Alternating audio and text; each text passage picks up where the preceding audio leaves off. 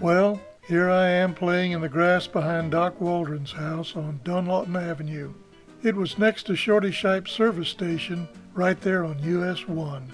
But wait a minute, that was 1935. I'm getting ahead of myself. Let me go back a bit and I'll tell you about my family, the Joneses of Port Orange, Florida. Our mother, Marjorie Iyer, moved down with her mother and father from Connecticut around 1920.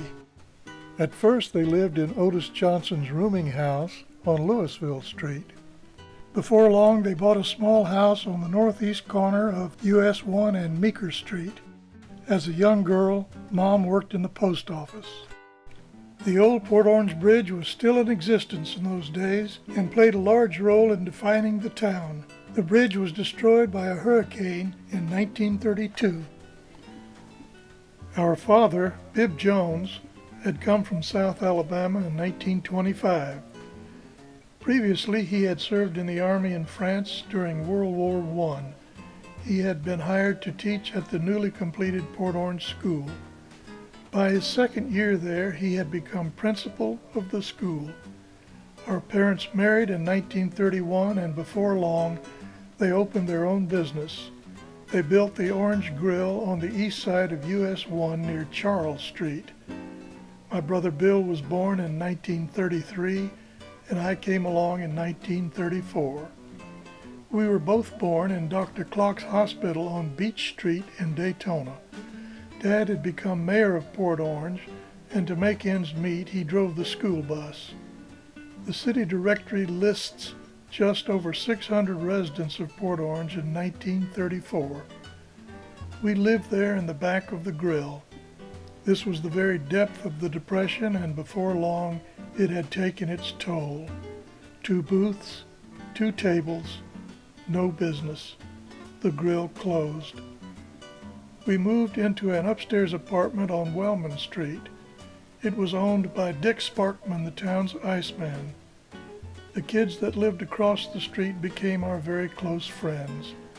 Their father, Jacob Najarian, was the town's barber.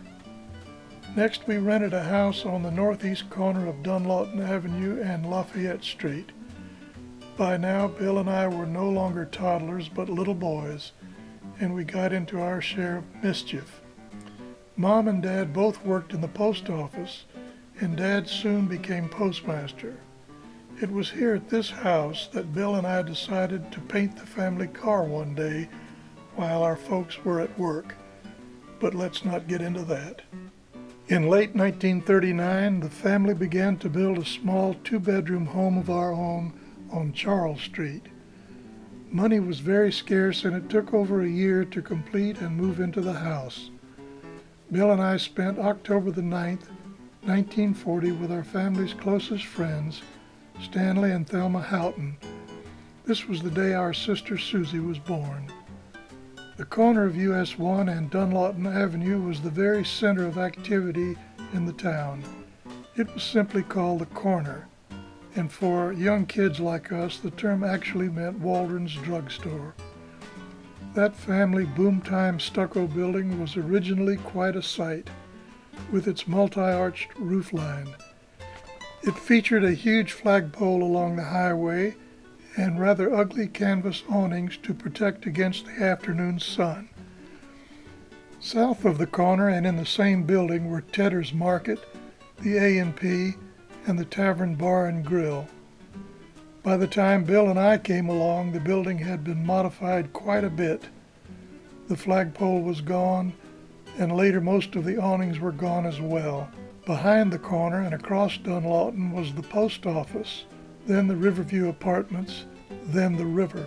As the old bridge was no longer in existence, its influence had been replaced by Dave's Dock. Jenny the Pelican lived there and was always looking for a handout. She had replaced Joe the Alligator as town mascot. He had lived in a cage behind the Riverview Apartments. North of Dunlawton Avenue along US 1 were Smith's Store, the Barber Shop, Heath's Candy Shop, and McDonald's Dry Goods Store. Next came the Port Orange Hatchery.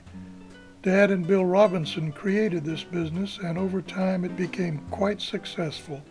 It consisted of several buildings and encompassed a good portion of this block along the east side of US 1.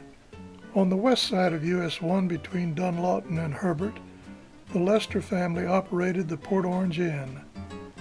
At another time they operated the Candlewick Cabin, which specialized in chenille bedspreads and other tourist items. On the northeast corner of US 1 and Herbert Street was the Woman's Club. This building hosted many a social activity and housed the public library.